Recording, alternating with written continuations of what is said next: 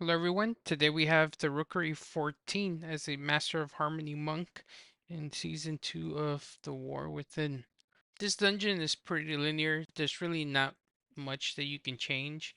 The only thing I added in Full 11 was an extra Void Crusher for the percent. And my talents, I think this is what I'm going to stick with. I went back to Quick Brewing instead of Training of New Zao. I definitely needed those brews and Purifying brews to be up faster. I got an improvised Euphorium pacemaker.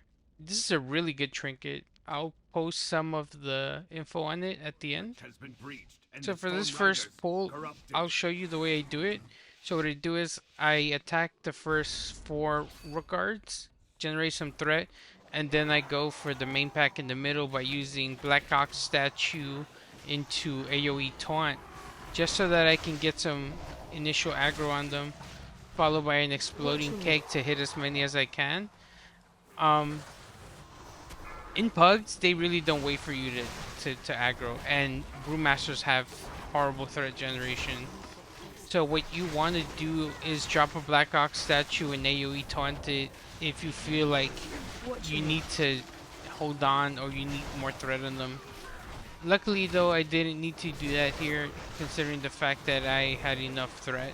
There the paladin died from the orbs returning back to Koratite.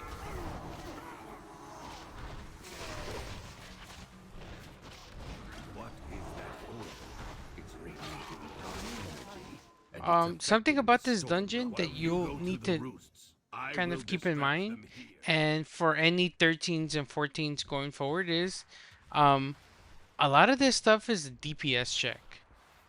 So if you see that you're surviving, here I'm gonna pull these two together. But if you see that you're surviving, then if you don't time the dungeon, it's mainly because it's a DPS check. So at that point, it's really out of your control. And you'll understand what I mean by that when we get to the end, to the final boss. So if you stick around, or if you use the timestamps that'll add, you can jump to it and I'll explain it at the end. So before I did this 14th, I had done another one with a Holy Paladin, and it was a mess. Simply because the Holy Paladin was not putting out the healing that we needed, or that a Brewmaster requires to stay up. The Holy Paladin was doing roughly about 19% of his overall healing on myself. So I checked the healing meters, and he was healing himself the most, and then followed by myself. But he did a lot more healing to himself than he did to me. And that's generally a problem because we're not Vengeance Demon Hunters. We can't self-heal like that. We don't have that self-heal sustain. Sure, we have Vivify, we have Purifying Brew that heals us for 25% of the stagger that we cleanse, but that's still not, it's not enough, you know. It's not consistent healing like a Demon Hunter. But luckily in this group, this priest was really good. And for these packs, you just have to make sure that the Thunderers aren't casting off anything onto one single target at the same time. So for example, if you're split, it's fine, but if both of them are casting on the healer or anybody else, you kind of have to interrupt one.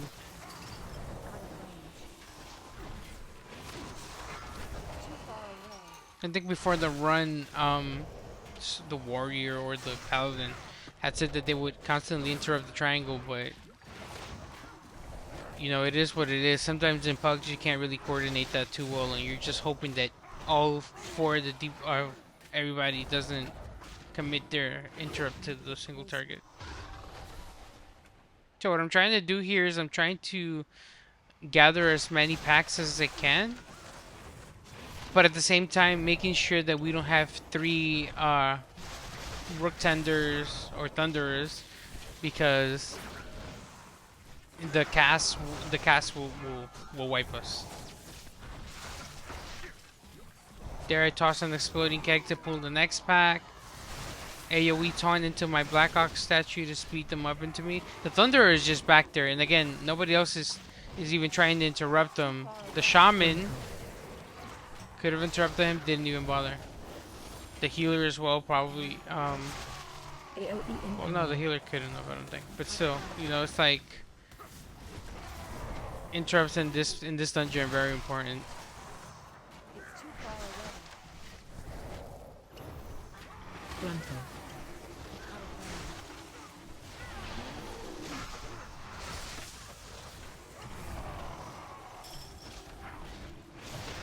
range. AOE incoming. The healer did a really good job. Definitely this priest are doing really good. Gruntle.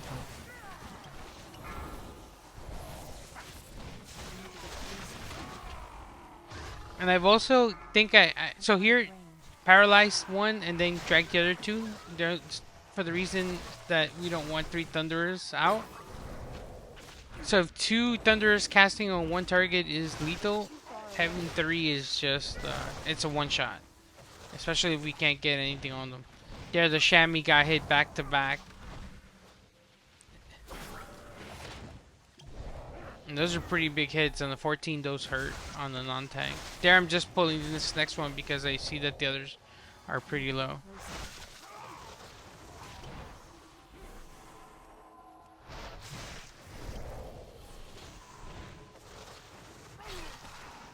I'm out of range.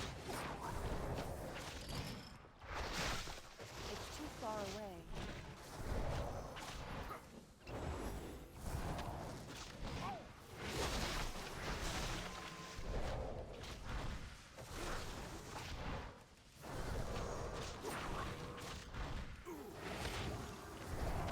I don't have a target. Alright, Kyrios, pretty straightforward. Just make sure that your blue AoE circle isn't Watch your step. overlapping into anyone, because it'll kill Watch your step. everyone. I need to get closer. Watch your step.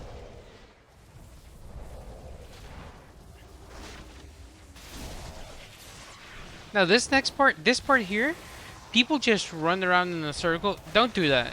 You have to wait for the blue swirl to appear under you before you move. If not, you're gonna risk spawning it ahead of everyone and having them potentially run into it. Watch your step. And other than that, that's pretty much it, right? That's all there is to this boss.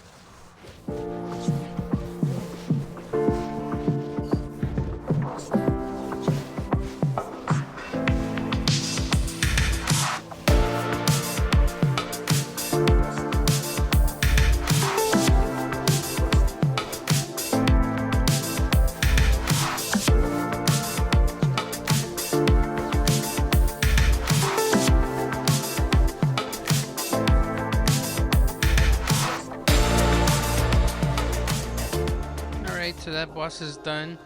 Quick tip, here when you get this feather, try to land next to one of these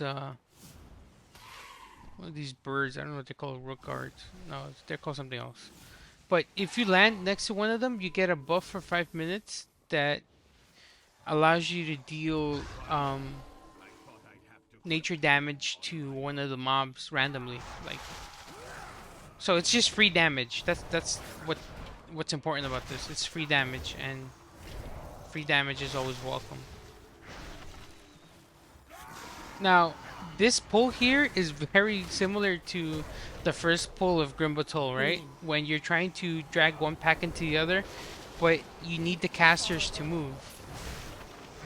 Since we're in all melee comp, I'll give them a pass and say that they couldn't interrupt these casters, but it helps so much when they interrupt the casters just because they group up faster and we can pump out DPS into them. Pulling in. It's too far away. But this hallway here can be a little bit brutal. So you'll see the way that I pulled it is I kind of separated it a little bit, making sure that the casters are dead before I pull the next pack, which is always a smart thing to do because those casters can stagger behind, and it makes it difficult to do anything like to continue pulling or to try to control the mobs because you're always paying attention for that one caster to die or for that one caster to be interrupted. So we've got to make sure that those oracles or the thunderers are dead before you chain pull anything. Now this is the change that it did to the route. I added the one sleeping Void Crusher down the stairs to the right, just because I've done a lot of these runs on 10s, Pulling in. 11s, 12s, whatever it is, and we're always missing like 0.5% or like 1% at the end of the run, and we're always scattering, running to see what we can kill to get the percentage for the complete. So I figured we might as well just add the Void Crusher here, just because it's available. It's one more mob, and it'll get us the percent that we need without having to have us run around at the end. Which, again, you'll see why it's a smart thing to do. Now this pool, normally you lust this pool, right? But I'm not gonna risk it. And you can see if you LOS everything, it pulls right into you, and you can just start DPSing it down. Another thing is, if you time your Ring of Peace correctly, when the Void Crushers try to do that crush, it'll push them back.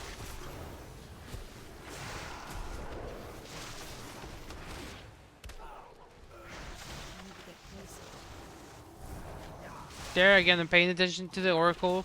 I notice that he's low in health, and then I proceed to pull the next two, which are these two diffusers. And again, I'm just gonna pull them back, just because it feels like they have more. We have more space here. Pulling in. We don't have to worry too much about Pulling in. aggroing the mobs around, which, sad to say, that it has happened that we have aggroed those mobs around us.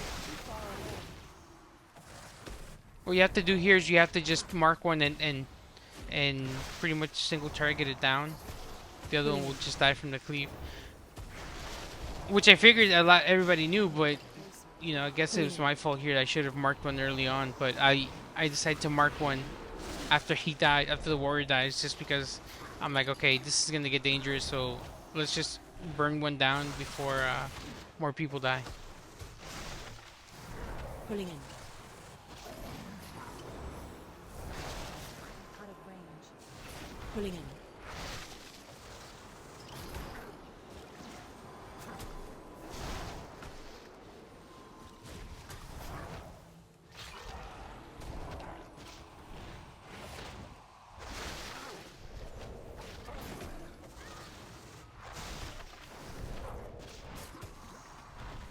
Pulling in. And again, a lot of this stuff is a DPS check. As you can see there, our DPS was pretty low for most of this stuff. Like, I think I've already come to the conclusion that my DPS is gonna be low whenever I feel like the healer is having a hard time keeping me up, which is definitely a Brewmaster problem.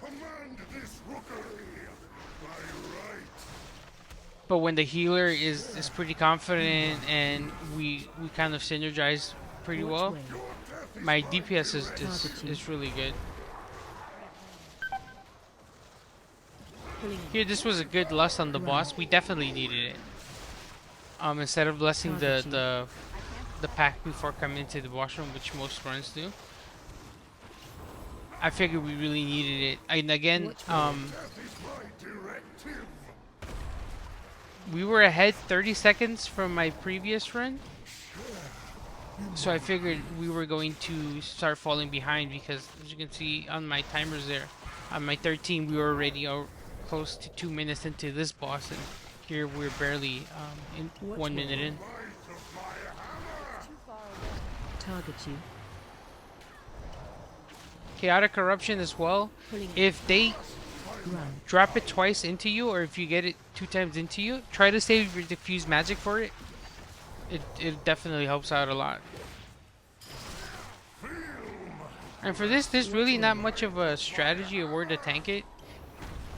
He'll just jump to whatever random person is around him, so you just have to keep an eye on for that.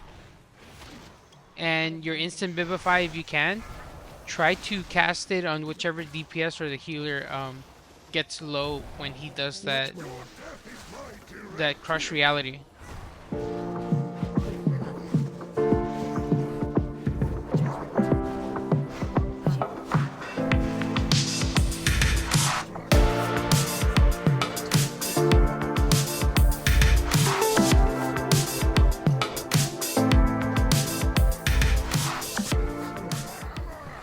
once again, one of our best abilities, Touch of Death, really comes in clutch in a lot of these dungeons.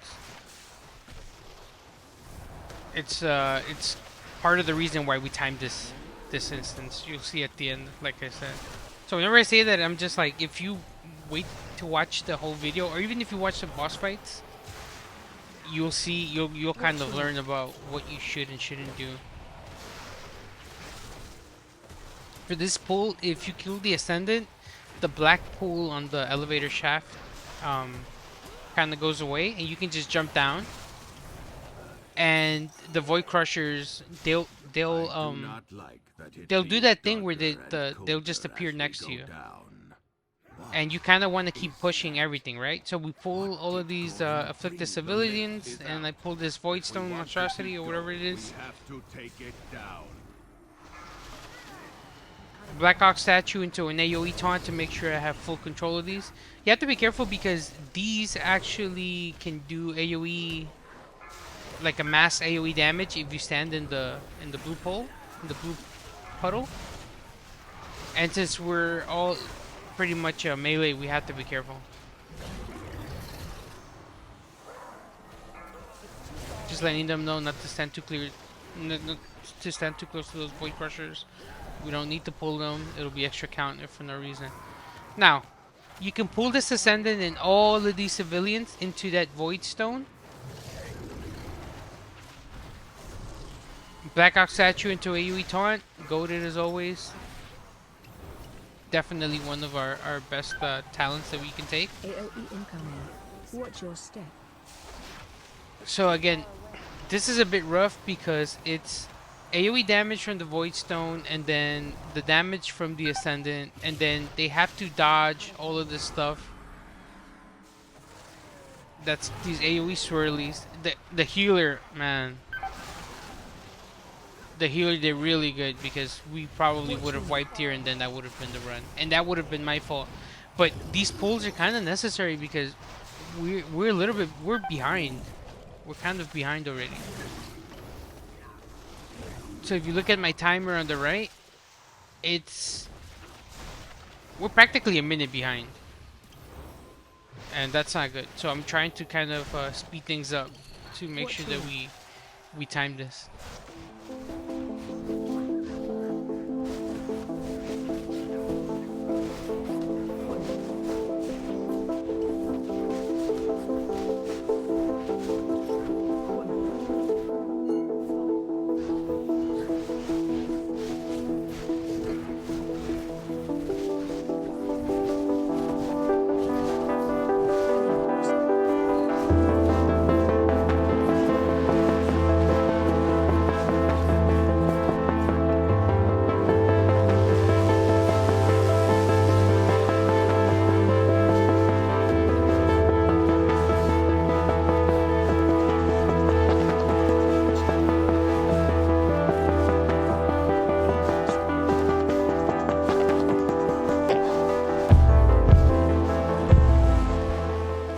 So the reason I pulled them into this corner here is to avoid this knockback when the Void monstrosity spawns. You don't want to get knocked off the platform. You want to stand here in this side just because everybody else is going to split up evenly. And a little tip, you can dodge that void attack. So just wait for the cast to go off. And as soon as you see the animation where he hits the floor, you can roll out and you can dodge it. You don't have to take the hit. It helps your healer, it helps you, so don't take the hit. You don't need it. Defensive. Watch again. I'm watching the cast bar, he hits the ground, and then I just move out. You have about a half a second to move away. You have more time if you're farther back from him. His hitbox is pretty big, so you can stand back a little bit. Watch your step. You see? Simple. Just roll away. And that's a lot of avoidable damage that you're not taking. Here we lust it, and you want to send all of your abilities. They're weapons of order to get the extra damage in. And if you notice in the beginning, we had roughly 4 minutes and 50 seconds for this fight. That is more than enough time to defeat this boss, right? Even with Lust. And this is why these dungeons are such a Defensive. huge DPS check. If the DPS aren't pulling out the numbers, it's you're not gonna do it. By this point already, you've done your job as a tank.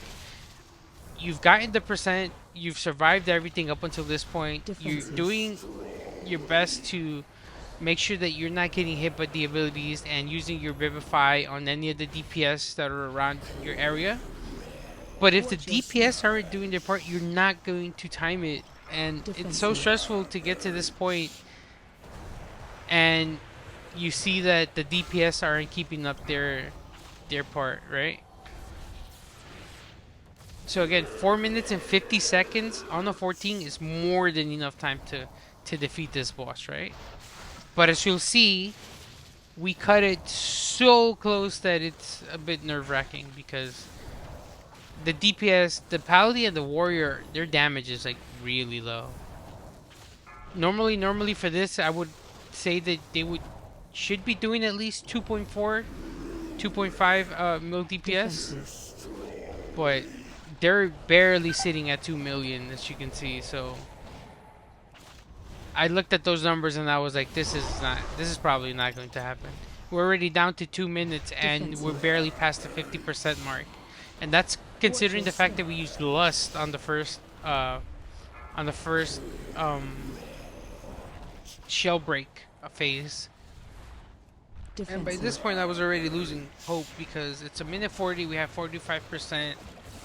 And then to top it all off, we would just need a death, right? That would just probably be the end of everything. And yep, the healer dies. And I'm telling them, rest the healer now that we have the opportunity. There's no AoE damage. There's nothing going on. And I get it. They're trying to pump out the DPS, but it's like we need to make sure that the healer's up because you guys are gonna get destroyed if you don't get them up. 15%. We have a minute left, and we still have to destroy the shell to get the 15%. Defensive. So now everybody's sweating. It's 12:41 a.m. and everybody's sweating, and they're Watch dampen your harm step. just to make sure that I don't have to use Defensive. any healing abilities as often, and I'm just trying to do as much damage as I can. But as you can tell, it's barely budging.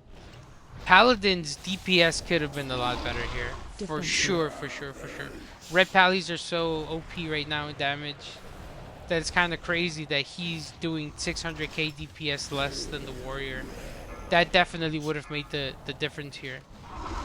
So, I start planning. I'm going to use Fortify and Brew into Touch of Death, and that's 18 mil that I need. And I'm waiting, I'm spamming Touch of Death, and we get it. We get it with 1 second left. Crazy. Honestly, just crazy. I'm glad we timed it, but this was definitely a damage problem. Like, Warrior and Paladin definitely could have been up higher. Everybody could have been up higher, actually. So that's probably another one of the stressful things. It's like, if you're not surviving, you're not timing because of the DPS. So there's always like a problem for Brewmasters. But as for my damage, Blackout Kick number one followed my Aspect Harmony dot. Now for this, Gaiplin's Imperial Brew healed for roughly, let's say 211 mil. That's 25% of the stagger that I cleansed. So that means that we roughly cleansed over 800 million damage. That is insane. We're taking so much damage. At this point, I'm just hoping for some kind of rework to help us out, but you know. Now for the improved Sephorium trinket, I got it in the last Floodgate run I did. If you see under Balance Stratagem, maybe stop blowing up, it's at 19 minutes uptime. That's 72% of the run it was up. All the way at the bottom, you see Explosive Adrenaline. That's 50% uptime at 13 minutes. So that's how many times or how long the buff was extended because of my crits. So the trinket is really good. One, because it has our main stat agility, and two, it's roughly a 5% crit buff that you'll have for 72% of the run, or let's say roughly 50% of the dungeon. That's great. So if you can get it, get it. It's a good combination trinket with ringing ritual mud, one defensive, one offensive. So that's another 14 done. I'm still two 13s away from getting resilient keys on 13s, but hopefully the next video is a 14. So see you then. Take care.